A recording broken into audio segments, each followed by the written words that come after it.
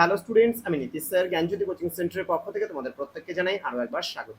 তো স্টুডেন্টস, আজকে আমি তোমাদের সঙ্গে আলোচনা করব যে সমস্ত ছাত্রছাত্রীরা বাঁকুড়া ইউনিভার্সিটির আন্ডারে 4th সেমিস্টারের বিভিন্ন কলেজগুলোতে পড়াশোনা করছো, তাদের জন্য আজকে আমি আলোচনা করব মাইনর যে পলিটিক্যাল সায়েন্স রয়েছে বা এমএনসি পলিটিক্যাল সায়েন্স রয়েছে, সেই পলিটিক্যাল সায়েন্সের দ্বিতীয় অধ্যায়ের সাজেশনসগুলো নিয়ে।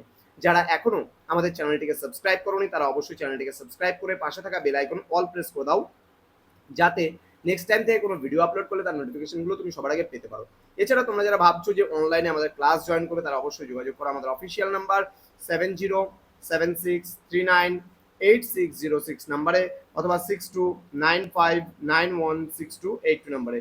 তোমাদের টোটাল কোর্স ফি থাকছে তোমাদের এই সাধ্যের মধ্যে অনলি ফর 499 পুরো সেমিস্টারের কোর্স ফি, কিন্তু যারা ইন্ডিভিজুয়ালি একটা সাবজেক্ট নিয়ে পড়তে চাও তাদের ক্ষেত্রে 199 রুপিস পুরো সেমিস্টারের কোর্স ফি। তো দেরি না করে আজই যোগাযোগ করো আমাদের সঙ্গে এবং যুক্ত হয়ে যাও আমাদের অনলাইন ক্লাসে।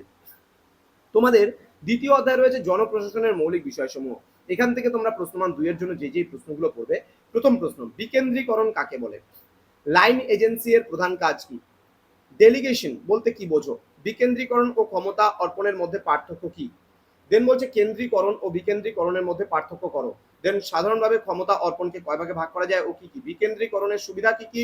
কেন্দ্রীকরণের সংজ্ঞা দাও। দেন আমলাতন্ত্রের দুটি গুরুত্বপূর্ণ বৈশিষ্ট্য উল্লেখ করো। ওকে, নেক্সট রয়েছে আদেশের ঐক্য নীতি বলতে কি বোঝো, বা আদেশের ঐক্য বা ইউনিটি অফ কমান্ড বলতে কি বোঝো? দেন ক্রমোচ্চ স্তর বিন্যাস বলতে কি বোঝায়? নিয়ন্ত্রণের পরিধি বলতে কি বোঝায়? জনপ্রশাসনের কর্তৃত্ব বলতে কি বোঝায়? প্রশ্নমান 5-এর জন্য তোমরা যেগুলো পড়বে সেগুলোর মধ্যে প্রথম প্রশ্ন, ভাড়ার্পণ বা ক্ষমতার প্রত্যাবর্তন বলতে কি বোঝো? প্রত্যার্পণ বলতে কি বোঝো? নিয়ন্ত্রণের পরিধি বলতে কি বোঝো? প্রশাসনিক নীতি হিসাবে নিয়ন্ত্রণের পরিধি বলতে কি বোঝানো হয়? প্রশিক্ষণ কাকে বলে? এর উদ্দেশ্যগুলি কি কি? ওকে, নেক্সট রয়েছে প্রশ্নমান 10-এর জন্য, আরেকটা রয়েছে সোদেমের ঐক্যনীতি সম্পর্কে আলোচনা করে, এটা না পড়লেও চলবে। ওকে, প্রশ্নমান 10-এর জন্য প্রথম প্রশ্নটা খুব ভালো করে পড়বে।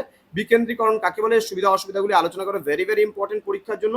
দেন ক্রমোচ্চ স্তর বিন্যাস সম্পর্কে আলোচনা করো, এর সুবিধা ও অসুবিধা ও কাজগুলি সম্পর্কে আলোচনা করো। দেন বলছে লাইন এজেন্সি বা স্টাফ এজেন্সির মধ্যে সংঘাতের ক্ষেত্রগুলি কি কি? এই কয়েকটা প্রশ্ন যদি তোমরা দ্বিতীয় অধ্যায় থেকে পড়ে নাও, তোমাদের আর কোনো প্রশ্ন পড়ার প্রয়োজন পড়বে না।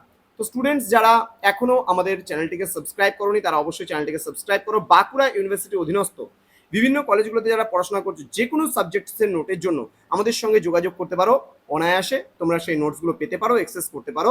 শুধুমাত্র পার সাবজেক্টের জন্য 199 রুপিস আমরা চার্জেস নিচ্ছি, কিন্তু পুরো প্যাকেজ যদি আমাদের কাছ থেকে তোমরা নাও তাহলে 499 পুরো সেমিস্টারের কোর্স ফি।